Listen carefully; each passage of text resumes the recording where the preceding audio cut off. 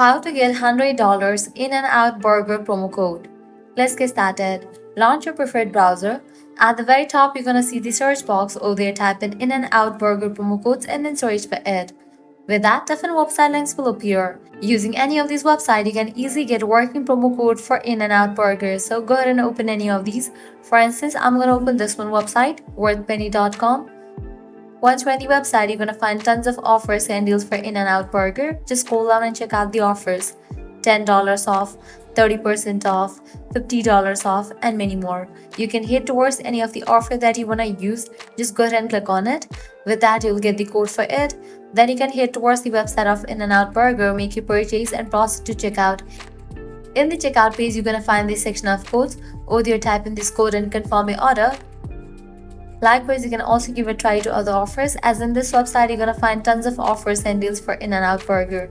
Lastly, what you can do is head back. Once you're in this website section, you can also check out other website, as other website will also provide you working promo code for In-N-Out Burger. So this way you can easily get up to $100 working promo code for In-N-Out Burger. At the end, if you guys find this video helpful, don't forget to like, share and subscribe to our channel. Thanks for watching.